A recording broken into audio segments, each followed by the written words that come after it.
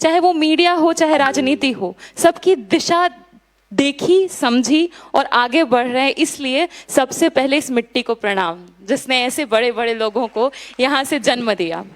दूसरी बात कि क्योंकि मैं आई तो मैं कल से बहुत परेशान थी इस बात से कि जो महिलाएं यहाँ हैं और जो पुरुष भी हैं और जो ये पूरा जीजाऊ ब्रिगेड है और जो भी हमारा मंच है जो इस बारे में सोचता है, ये सभी लोग पहले से ही इतने बुद्धिजीवी है, इतना सब कुछ जानते हैं, जिनको हम पढ़ रहे हैं ये पहले से पढ़ चुके हैं और उसी मिट्टी से है। तो बहुत घबराहट थी मन में कि आखिर जाऊंगी तो बोलूंगी क्या। मन में बहुत रात भर मैं कहूँ तो दिमाग में रात भर मेरे फातिमा शेख चल रही थी, सावित्रीबाई फुले, रमाबाई सब चल रही थी कि करना क्या है। फिर मैंने सोचा कि जो जीवन जिया है बस उसको रखेंगे और शायद वही होगा कि मैं वहां तक कैसे पहुंच पाई। एक वंचित तबके की महिला अगर राजनीति में पहुंचती है तो सफर कैसा होता है वो मैं बताऊंगी। शायद वही मेरी कहानी है और वही उस आम महिला की कहानी है जो राजनीति के शिखर तक पहुंचने का सपना भी देखती है। ये वही नागपुर है, ये वही महाराष्ट्र है जहां पर से सावित्रीबाई फुले निकली। सावित्रीबाई फुले एक कोई आम नाम नहीं है और सबसे दुखद बात तो ये है कि ज्योतिबा फुले और सावित्रीबाई फुले को पहुंचने में हमारे काऊ बेल्ट में जो कहते हैं बिहार यूपी में बहुत समय लग गए। ये हमारे लिए दुखद परिस्थिति है। लेकिन जब पहुंचे तो हमने जाना कि एक महिला यहाँ से हुई जो एक मनु का दौर था, जहां मनु स्मृति में लिखा गया था न स्त्री स्वतंत्र मर्हति, मतलब महिलाएं स्वतंत्रता के काबिल ही नहीं हैं। वो मनु का दौर था जो कहता था कि महिलाओं को अपने पतियों के अधीन रहना है, फिर अपने बच्चों के अधीन रहना है बुढ़ापे में। उस दौर को नकारते हुए यहाँ एक महिला है जो कह रही है कि शिक्षा अज्ञानता से ही हम अपने आप को मुक्त कर सकते हैं। वो सावित्रीबाई फुले थी। कितने कीचड़ चलाए गए, कितने पत्थर फेंके गए, कितना उन्हें सताया गया, कितना उन्हें परेशान किया गया और अंत में भी जब उनकी मृत्यु हुई तो समाज में जो लोग परेशान थे, बीमारियां थी, उनकी सेवा करते करते मृत्यु हुई। ऐसी क्रांतिकारी महिला यहाँ से आई। उनसे हमने सीखा है कि राजनीति में जब आप पहुंच जाते हैं या फिर आप आगे बढ़ रहे होते हैं, कई बार आप पे कीचड़ फेंके जाएंगे, पत्थर फेंके जाएंगे, लेकिन आपको थकना नहीं है, रुकना नहीं है। अगर वो रुक गई होती तो शायद मैं यहाँ बैठी ही नहीं होती या हम जैसी महिलाएं यहाँ होती ही नहीं, क्योंकि हम घरों की चार दीवारियों के पीछे बैठकर चूल्हा चौका कर रही होती, खाना बना रही होती, बर्तन धो रही होती, झाड़ू लगा रही होती, लेकिन पढ़ नहीं रही होती। उन्होंने पहला स्कूल खोला 1848 में ज्योतिबा फुले जी के साथ, फातिमा शेख जी के साथ, और तब पढ़ लिख कर शिक्षित होकर आज हम महिलाएं सिर्फ ना बात कर पा रही हैं बल्कि सवाल कर पा रही हैं और समझ पा रही हैं कि हमारे लिए सही क्या है और गलत क्या है। तब स्कूल खोला। उन्होंने जब स्कूल खोला था तो बहुत लोग विरोध में भी थे कि नहीं, लड़कियां पढ़ती नहीं है, उनको पढ़ना नहीं है, क्योंकि मनुस्मृति में भी ऐसा ही लिखा था कि वेद पुराण भी महिलाएं नहीं पढ़ सकती हैं क्योंकि वो अछूत हैं। तो महिलाएं भी अछूत थीं। वो महिला सावित्री जी निकल करके फिर हमें पढ़ाई, मतलब स्कूल खोला हमारे लिए और आज हम शिक्षित हैं। वही महाराष्ट्र है ये, वही नागपुर है जहाँ से बाबा साहब ने दीक्षा ली और यहाँ से जो उन्होंने शिक्षा हासिल की, बाहर गए, बाहर विदेशों में भी पढ़े, फिर यहाँ आए और यहाँ से दीक्षा लेने के बाद हमने उनसे क्या सीखा। ये देखा कि एक व्यक्ति है जो महिलाओं के लिए लड़ रहा है। कई बार बाबा साहब को समेटने की कोशिश की जाती है कि वो दलितों के नायक है। मैंने कई बार देखा है आरएसएस के लोग जानबूझ के ये एजेंडा फैलाते हैं कि वो दलितों के लीडर है। नहीं, बाबा साहब पूरे देश के लीडर है, उनसे बड़ा लीडर कोई नहीं हुआ है। और जिस बाबा साहब जिन्होंने जिस तरीके से लड़ाई लड़ी, आपको याद होगा कि हिंदू कोड बिल के लिए उन्होंने कितने संघर्ष किए। ये आरएसएस वाले उनके पुतले जला रहे थे दिल्ली में, क्योंकि बाबा साहब हमें संपत्ति का अधिकार देना चाहते थे, हमें बच्चा अडॉप्ट करने का अधिकार देना चाहते थे, हमें इंडिपेंडेंट रहने का अधिकार देना चाहते थे। और ये वही बाबा साहब थे जब पूरे विश्व में भी कहीं भी देश आजाद हो रहे थे तो मैक्सिमम जितने देश थे उन देशों में देश आजाद होते ही महिलाओं को वोटिंग के अधिकार नहीं मिल गए। लेकिन इस भारत में बाबा साहब ने इंश्योर किया कि जिस दिन देश आजाद होगा उसी दिन महिलाओं को वोटिंग का अधिकार मिलेगा। हमें वोटिंग का अधिकार मिला और हम सरकार चुन भी सकते हैं, सरकार गिरा भी सकते हैं और सरकार में हो भी सकते हैं। लेकिन बाबा साहब जिस तरीके से इतना उन्होंने हिंदू कोड बिल की लड़ाइयाँ लड़ी, हम लोगों को अधिकार दिलाए, फिर जब हम आगे की ओर बढ़ते हैं, फिर भी मतलब 90s में अगर मैं आपको लेकर के चलूं तो एक लीडर होती हैं हमारी बहन मायावती जी, जिनका मन से दिल से मैं बहुत सम्मान करती हूँ। वो उस तबके से निकल करके आए जो समाज की सबसे आखिरी वंचित पीढ़ी है। मतलब कि कोई सोच भी नहीं सकता उस समाज के पुरुष को इतना द्वेष के नजर से देखा जाता है, उसको कहा जाता है निकलो तुम अछूत हो, तुम्हारी छाया से भी हमें दिक्कत है। वहां से वो महिला निकल करके आई और जब वो अंदर कदम रख रही थी ना, जब वो अंदर विधानसभा में जा रही थी, सारे मर्द खड़े थे। ये तस्वीर हम महिलाओं के लिए सबसे पावरफुल तस्वीर है कि जब महिलाएं राजनीति में आती हैं, अपनी भागीदारी मांगती हैं और सुनिश्चित करती हैं कि जो हमारा हिस्सा है हम वो लेंगे, तो ऐसे बदलाव हमें देखने को मिलते हैं। लेकिन उसी समय में भी एक और महिला हुई, मुझे नहीं मालूम आप लोग कितना उनको जानते होंगे, पर नॉर्दर्न बेल्ट में हम उनको सबसे क्रांतिकारी महिला के तौर पर जानते हैं। उनका नाम है फूलन देवी। फूलन देवी जी ने जो लड़ाई लड़ी, उनको कई बार कई हकारत की नजर से देखा गया, कई बार निगेटिव तरीके से उनकी स्टीरियोटाइपिंग की गई, ये कहा गया डकैत थी। नहीं, वो एक क्रांतिकारी महिला थी जो जब सदन में पहुंची तो पता है वो बाहर भी जब जाती थी कई बार उनको कहा गया अरे देखो देखो डकैत आ गया। वो हमेशा कहा करती थी कि जो मेरे साथ हुआ वो इसलिए, वो उसका कारण क्या था, सिर्फ गरीब होना कारण नहीं था, मैं पिछड़े तबके की महिला थी इसलिए वो मेरे साथ हुआ। इसलिए इस देश में जो हम महिलाएं हैं जो यहाँ बैठी हुई हैं, हम सिर्फ लैंगिक आधार पर, सिर्फ महिला होने के नाते द्वेष नहीं झेलते, महिला होने के नाते सिर्फ हम डिफरेंसेस नहीं झेलते, डिस्क्रिमिनेशन भेदभाव नहीं झेलते, हम जाति के आधार पर भी झेलते हैं। जो दलित पिछड़ी महिलाएं हैं, हम जब पैदा होते, मतलब इस देश में, ये पुरुष प्रधान देश है, सभी को मालूम है, कुछ नया नहीं बोल रही हूँ, लेकिन इस देश में जब मर्द पैदा होते तो क्या सिर्फ मर्दों की जाति होती है, महिलाओं की जाति नहीं होती है क्या? मैं खुद अगर मैं अपनी बात करूं, मैं जिस हॉस्टल में, मैं जेएनयू में हूं, मैं हॉस्टल की प्रेसिडेंट थी, तो हमारे पास सारे स्टूडेंट्स के लिस्ट आते थे कि कौन किस कम्युनिटी से है, कहाँ से है, वो होती थी। मैंने एक दिन लिस्ट देखा, हम लोग 320-330 के अराउंड छात्राएं थी उसमें। अब यकीन नहीं करेंगे, 320-330 छात्राओं में कम से कम minimum 260 women were from upper caste, और बाकी 60-70 में जो 90% देश की आबादी है वो सिमट गई थी। तो जो लड़ाई हम राजनीति की बात करते हैं वो कहाँ से शुरू होती है? वो शिक्षा से शुरू होती है। अगर हम शिक्षित नहीं होंगे, संगठित नहीं होंगे, तो हम लड़ाई भी नहीं लड़ सकते हैं। और इसीलिए मैं जब भी राजनीति की बात करती हूँ, मैं यूनिवर्सिटी की बात करती हूँ। मैं खुद अगर यूनिवर्सिटी नहीं पहुंची होती, शिक्षा के संस्थान नहीं पहुंची होती, तो शायद मैं यहाँ मौजूद नहीं होती, आप लोग के बीच नहीं होती, बात नहीं रख रही होती। तो सबसे पहले हमारा फोकस इस बात पे होना चाहिए कि हमारी घर की महिलाएं कितना पढ़ेंगी, कितना आगे जाएंगी, यूनिवर्सिटी तक पहुंचेंगी। क्योंकि आप देखिए, आज भी अगर हम शिक्षा ले रहे हैं घर परिवार में, हम आम घरों के लोग हैं, आप आम घर के ही बातों को देखिए और समझिए। क्या आम घर में कभी भी ऐसा होता है कि किसी भी बेटी को यह कह दिया जाएगा कि अगर हम बहुत प्रोग्रेसिव हैं और अगर हम लिबरल हैं और हम शिक्षित हैं, तो हम ये कहते हैं कि हमारे घर की बेटी डॉक्टर बनेगी, इंजीनियर बनेगी, पायलट बनेगी, स्पेस में भी जाएगी, लेकिन राजनीति में जाएगी, ये कहते हुए बड़ा अचंभित सा लगता है। कोई पिता कहता होगा बेटी को कि बेटी तुम जाओ, तुम एमएलए बनोगी, तुम सांसद बनोगी। ये बहुत मुश्किल है, क्योंकि शायद उनको भी ऐसा लगता है कि राजनीति महिलाओं के लिए नहीं है। इस डेफिनेशन को हमको बदलना है।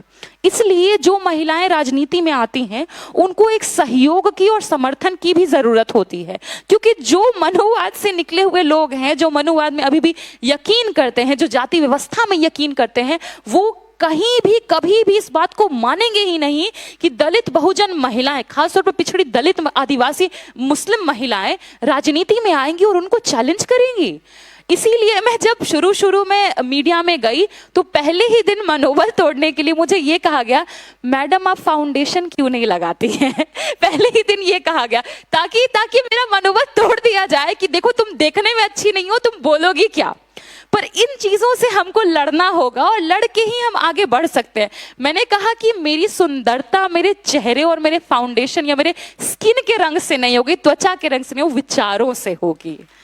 तो वो पहला दिन था जब मैंने ठान लिया था कि इनका ये जो किला है, जो जो ये ब्राह्मणवादी किला है, इसको तो भेदना है। क्योंकि मैं जब भीतर गई, दूसरे तीसरे दिन जब मैं स्टूडियो में गई, वहां पे बाथरूम में जो महिला थी वो हमको बोल रही है कि दीदी आपको सुनते हैं तो बहुत अच्छा लगता है। तो मुझे उस महिला के लिए खड़ा होना है, इसलिए जो लोग मुझे ये कह रहे हैं कि आप फाउंडेशन लगा लीजिए, उनसे तो हम लोगों को नहीं डरना है। अभी लगातार ये हुआ कि मैं पिछले दिसंबर में ही मैंने मनुस्मृति की जो प्रतियां थी जिसमें ये लिखा हुआ था कि महिलाएं स्वतंत्रता के काबिल नहीं है, जो शूद्र हैं, जो ओबीसी हैं वो जानवर हैं, जो महिलाएं पीरियड्स में होती हैं वो अछूत होती हैं, वो मंदिरों में नहीं जा सकती। मैंने उनकी प्रतियों को फाड़ा था, वो सिंबॉलिक था। मैंने ये कहा था कि हम उस चीज में यकीन नहीं कर सकते क्योंकि हम जिस देश में रहते हैं वो संविधान से चलता है, और जिस देश में संविधान लागू है उस देश में मनुस्मृति की कोई जगह नहीं।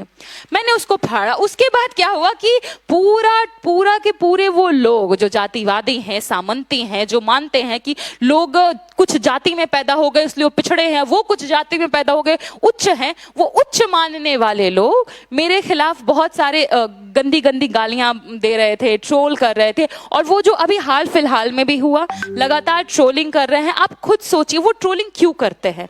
क्योंकि वो देखते हैं कि एक महिला, अगल बगल में 4-5 मर्द बैठा हुआ है, जिसमें से कि 90% में यही मानो, चाहे वो स्टूडियो का हो या फिर जो पैनल का हो, सारे के सारे एक जाति के लोग होते हैं, सबके सब अपर्ड कास्ट होते हैं। उसके बीच एक महिला बैठी है जो उनसे आधे उम्र की है और वो उनको चैलेंज करी, नहीं आपने गलत बोला, मैं आपको सुधारती हूँ।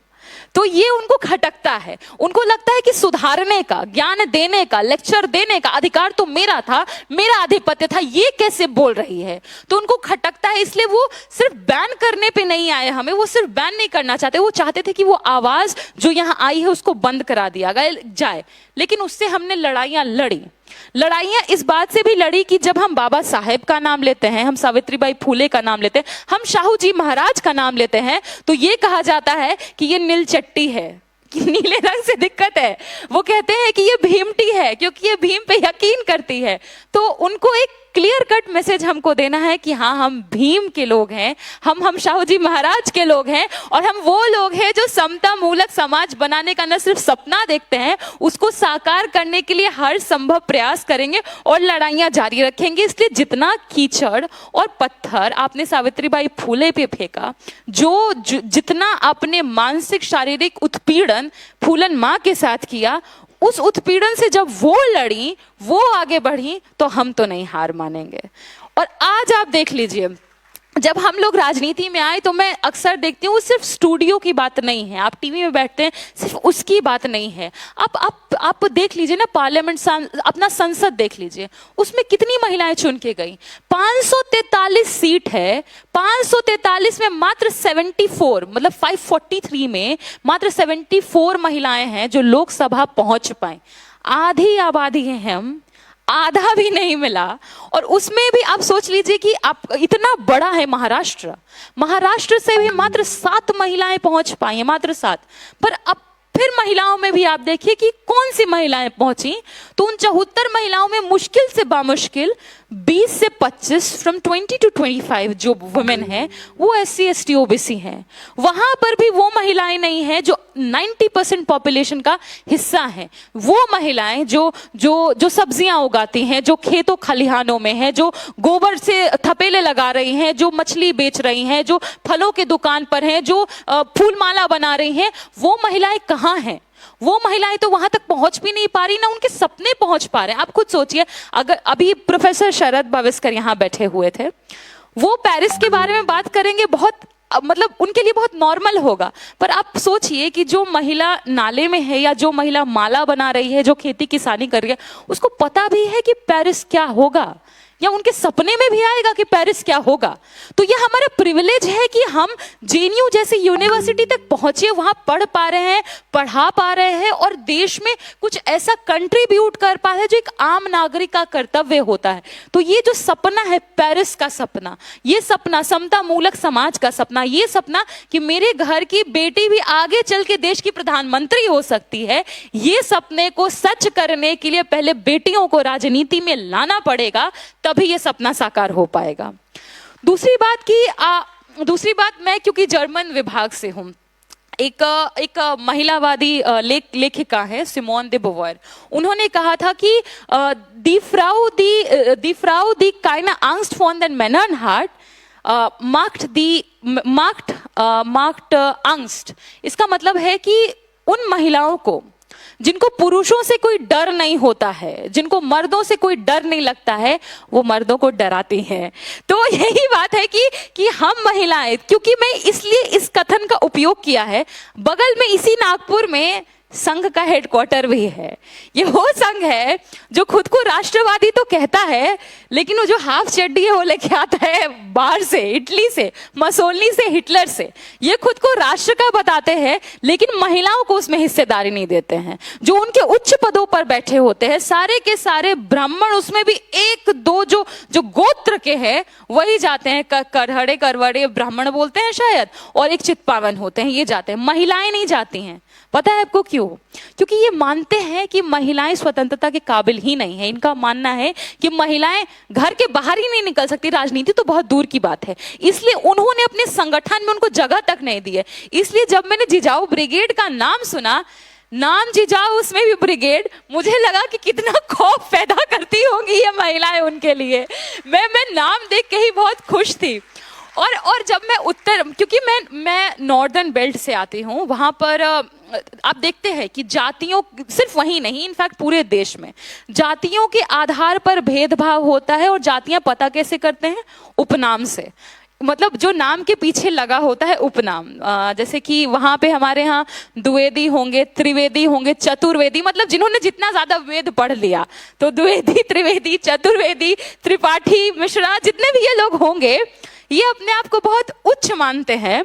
और जितने भी लोग, मान लीजिए महतो हैं, पासी, पासवान, दुसाद, जितने भी हैं, या फिर माली हो गए, कुंबी हो गए, इन सबको वो नीच मानते हैं, हीन मानते हैं। मैं ये जिक्र इसलिए कर रही हूँ क्योंकि ये जो जाति व्यवस्था है वो वहाँ लोगों को बांट रही है उपनाम से। और जैसे ही मैं यहाँ कदम रखती हूँ, मेरे बगल में संतोष भाव बैठे थे, मैंने उनसे पूछा, सब महिलाओं के नाम में शिवमती जुड़ा हुआ है, पुरुषों को शिवश्री बोल रहे हैं, ये क्यों? तो बोले कि जो शिवाजी में विश्वास रखते हैं वो लोग हैं। तो मैंने सोचा कि हमारे तरफ नाम में उपनाम जोड़ के समाज को तोड़ रहे हैं, और यहाँ सकीना जी भी जो है अंसारी समुदाय से, उनके नाम में भी शिवमती लगाकर, सभी महिलाओं के नाम में शिवमती लगाकर हम उनको जोड़ रहे हैं। ये फर्क है जो मैंने यहाँ महसूस किया कि हम उपनाम लगा के तोड़ते हैं, ये नाम में शिवमती और शिवश्री लगा के हमको समाज को जोड़ रहे हैं। इसी जोड़ने का जो तरीका है, मैंने यहाँ सीखा। सोचे एक दिन में मैं इतना कुछ सीख पाई। इसीलिए मैंने शुरू में ही कहा कि मुझे मराठी नहीं आती, और ये मेरी गलती भी है कि मुझे आने से पहले सीखना भी था। 6-7 भाषाएं सीख गई हूँ, कोशिश करूंगी इसको भी सीख जाऊं और अगले बार आऊं तो मराठी में आपसे बात करूं। क्योंकि जब एक दिन में इतना कुछ सीखा है, तो मराठी साहित्य से इतना कुछ है बाहर। किताबें देखकर मुझे भी अभी जस्ट एक किताब मिली है, इसका नाम गोंडवन पेटले आहे है। मैंने पूछा पेटले क्या है, तो बोले क्रांति जैसा कुछ। मुझे लगा कि किताब मिली और मैं इसको पढ़ ना पाऊँ तो ये कितना अनफॉर्चुनेट होगा। इसलिए अगली बार आऊंगी तो मराठी में सीख कर आऊंगी, ताकि यहाँ के साहित्य को न सिर्फ ना ले जाऊं, यहाँ की संस्कृति को लेकर के जाऊं, जिसने सिखाया है कि महिलाएं बंधने के लिए नहीं आई हैं, वो मुक्त थी, मुक्त हैं और मुक्त रहेंगी। बात इतनी है कि जब हम राजनीति में महिलाओं के वर्चस्व की बात करते, भूमिका की बात करते, तो हमको ये भी समझना होगा कि आखिर राजनीति में महिलाओं की जरूरत क्या है। मैं रास्ते से आ रही थी, गाड़ी से आ रही थी, जब नागपुर से चंद्रपुर के बीच में कहीं भी, मतलब मुश्किल कम से कम मुझे 1-2 किलोमीटर छोड़िए, 20-20 किलोमीटर तक महिलाओं के लिए वॉशरूम्स नहीं दिख रहे थे, बाथरूम। अगर और जो बाथरूम दिख भी गया तो उसमें पैड वेंडिंग मशीन नहीं होगा, क्योंकि ये पुरुषों का मसला नहीं है, ये महिलाओं का मसला है। पुरुष तो खुले में भी कहीं चले जाएंगे, महिलाएं खुले में नहीं जा सकती। तो अगर हम महिलाएं राजनीति में होंगी, पॉलिसी मेकिंग का हिस्सा होंगी, तो हम ये इंश्योर करेंगी कि हर 2 से 3 किलोमीटर पर हमारे लिए वॉशरूम्स हो और पैड वेंडिंग मशीन्स हो। इसलिए राजनीति में महिलाओं की जरूरत है, क्योंकि आप देखिए ना, नहीं होता है तो हम रोक के बैठे हुए हैं, जा रहे हैं, और उससे कई तरह की बीमारियां होती हैं, उस पर कौन बात करेगा। मैंने खुद कुछ दिन पहले अपना ब्लड टेस्ट करवाया था और मुझे लगा मैं तो हष्ट पुष्ट तंदुरुस्त हूँ, कोई बीमारी कुछ भी नहीं होगा, और निकली हीमोग्लोबिन की कमी। जो बिहार में 60% महिलाएं, 60% जो महिलाएं हैं उनमें भी खून की कमी है। और ये सिर्फ बिहार की महिलाओं के लिए नहीं, देश भर में हम महिलाओं में खून की कमी है।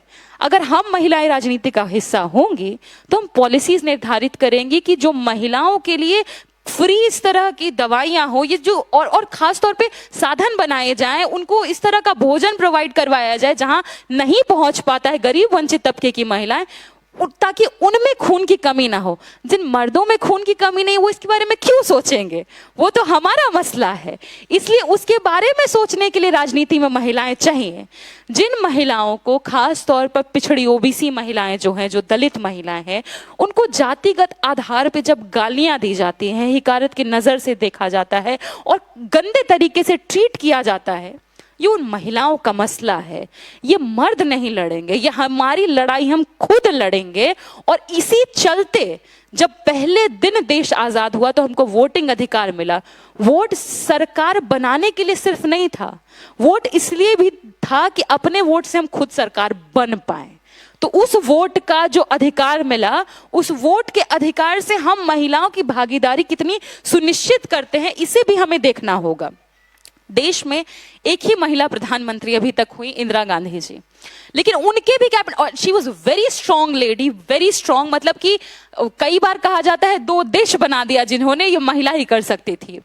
उनके कैबिनेट में भी महिलाओं की स्थिति नगण्य थी। तो ये हम महिलाओं की भूमिका भी है और हमारी, कहते हैं ना कि हमारा दायित्व भी है कि अगर हम आगे बढ़ रहे हैं, कुछ महिलाएं पीछे छूट रही हैं, अगर वो दलित हैं, आदिवासी हैं, पिछड़ी हैं, मुसलमान हैं, उनको हम एक साथ लाएं और ला करके हर तरीके से ट्रेन करें और उनको हम आगे बढ़ाएं। सिर्फ, और राजनीति जब मैं बोलती हूँ तो वो शिक्षा से ही जुड़ी होती है, क्योंकि आप शिक्षित होंगे, संगठित होंगे, तभी लड़ाई लड़ पाएंगे और आगे बढ़ पाएंगे। इसीलिए सबसे पहली कोशिश ये होनी चाहिए कि घर में जो बच्चियां हैं वो सिर्फ नौकरी की तैयारी ना करें, वो जो पढ़ाई करे वो आगे हायर एजुकेशन तक जाएं, पीएचडी करे, पोस्ट डॉक करे। मेरा तो जिस गांव से मैं आ रही हूं, दूर दूर तक, मतलब मैं कह सकती हूँ कोई भी महिला पीएचडी, मतलब मैक्सिमम तो ये जानते भी नहीं होंगे पीएचडी क्या है, पीएचडी करना तो दूर की बात है। तो अब हमारी जिम्मेदारी ये बनती है कि मैं वहां पहुंच गई तो मेरी कोशिश ये हो कि अब वहां की महिलाएं ना सिर्फ ये जाने कि पीएचडी क्या है, बल्कि पीएचडी करें, क्योंकि वो शिक्षित होंगी तभी राजनीति में आ पाएंगी। क्योंकि ये मसला आरक्षण से भी जुड़ा था। आपने देखा होगा कई बार लालू जी को, जिस पार्टी से मैं आती हूँ, शरद जी को, मुलायम जी को, सबको बदनाम करने की कोशिश हुई। ये कहा गया कि जब महिला आरक्षण का डिमांड आया, महिला आरक्षण की मांग की गई, तो इन तीन चार नेताओं ने विरोध किया, कई आर्टिकल्स भी इसके खिलाफ आए। मैं यहाँ से इसीलिए उस बात पे चर्चा करना चाहती थी कि जब महिला आरक्षण की बात होती है तो हमको ये समझने की जरूरत है कि महिलाओं में क्योंकि जाति भी होती है तो आरक्षण के अंदर भी कोटा होना चाहिए, वरना फिर यही होगा कि एक तबके की महिलाएं 90% इंस्टीट्यूशंस में होंगी, राजनीति में होंगी, और हम 90% महिलाएं 10% में सिमट के रह जाएंगी।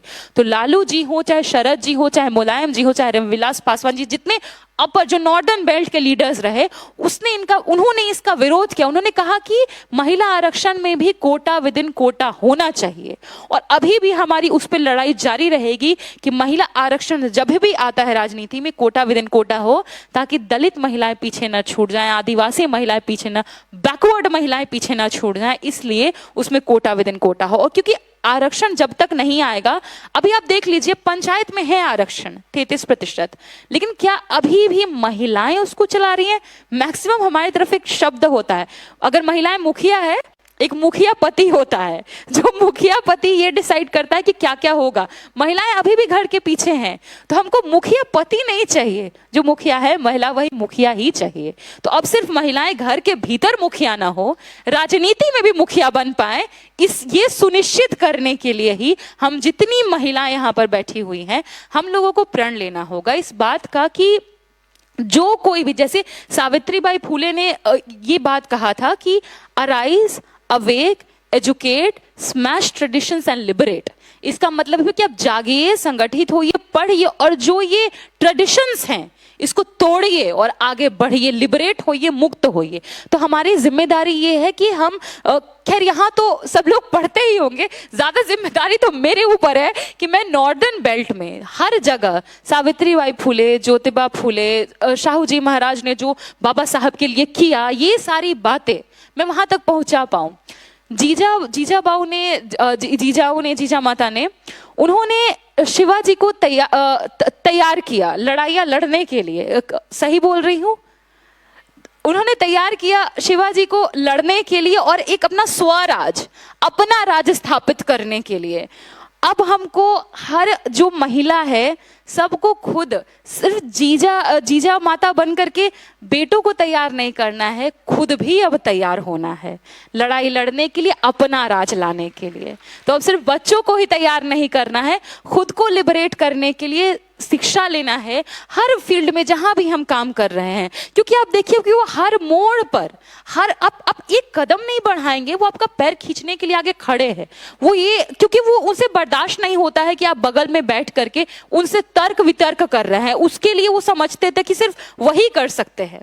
तो मैं इसीलिए कह रही हूं कि जब हम महिलाएं उनसे बात करेंगी तो वो खौफ खाते हैं, वो लगता है कि इनसे हम लड़ नहीं सकते हैं। इसीलिए हमारी जिम्मेदारी ज्यादा है कि हम हर तौर पर, शैक्षणिक तौर पर, सामाजिक तौर पर, सांस्कृतिक तौर पर, राजनीतिक तौर पर, हर तौर पर, हर फ्रंट पे हम आगे आए और हम उनसे लड़ाई लड़े और हर जगह हम उनको बताएं अब आपका बहुत हुआ, अब नहीं चलेगी, अब हम बोलेंगे और आपको सुनना पड़ेगा। तो ये लड़ाई लड़ने के लिए हमको राजनीति में आने की बहुत ज्यादा जरूरत है, क्योंकि आपको हर मोड़ पर गिराने के लिए कभी आपको काला बताया जाएगा, कभी ये कहा जाएगा कि देखो ये बहुत मोटी है, देखो मोटी आ गई, कभी ये कहा जाएगा अरे देखो इसका बाल बहुत छोटा है, अरे इसके पास तो बाल ही नहीं है। कोई कहेगा, जैसे मुझे सबसे ज्यादा मजाक बनाया जाता है, इसके दांत के बीच में छेद है।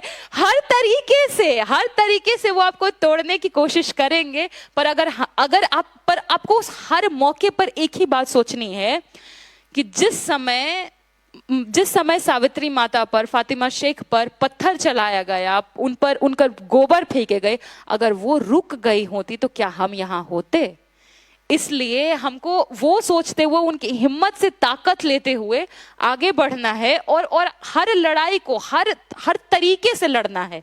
चाहे कितनी भी फब्तियां कसी जाए, कितना भी ट्रोल किया जाए, कितना भी आपको ये कहा जाए तुम किसी लायक नहीं हो, तो हमें उस वक्त ये कहना है कि आप कोई नहीं होते हैं ये बताने वाले कि मैं किस लायक हूं या मैं किस काबिल हूं। ये मैं खुद चुनूंगी, ये मैं खुद तय करूंगी कि मैं कितनी काबिल हूं और मैं कितना आगे बढ़ सकती हूं। मेरी फेवरेट पेंटर है फ्रीदा कालो। उनका एक्सीडेंट हुआ था और उनके शरीर की लगभग सारी हड्डियां टूट गई थी। उनसे कहा गया कि अब तो ये उठ के भी नहीं, चल भी नहीं पाएगी। उन्होंने कहा कि मतलब उनके पास विचार थे, वो मुक्त महिला थी। उन्होंने कहा कि who needs fit to walk when you have wings to fly?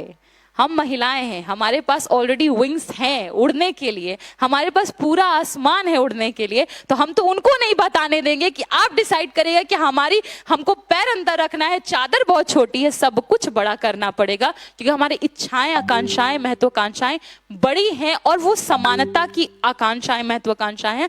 हम क्या मांग रहे हैं? हम थोड़ी कह रहे हैं कि हम सारा कुछ छीन लेना चाहते हैं। हम तो बस इतना कह रहे हैं कि जो हमारा अधिकार है हमको दे दीजिए। बस इतने की लड़ाई है, अधिकार की लड़ाई है। और हम ये भी नहीं कह रहे हैं कि सब कुछ पलट दो और घर में सारे मर्द।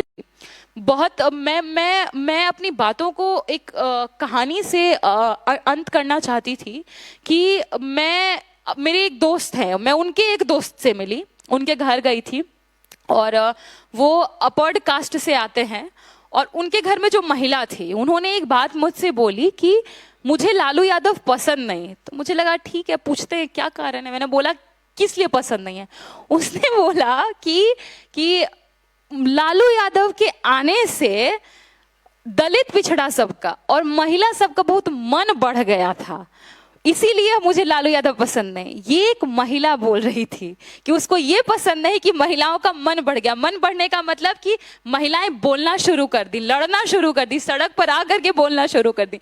तो अगर उनको ये पता है कि दलितों पिछड़ों का मन किसी के कारण बढ़ जा रहा है तो हम उसको पसंद नहीं कर रहे हैं, तो अब हमको उनको ये बताना है कि अब सिर्फ मन नहीं बढ़ेगा, अब हम खुद बढ़ेंगे और खुद बढ़ करके अपना हक अधिकार दोगे नहीं तो छीन लेंगे।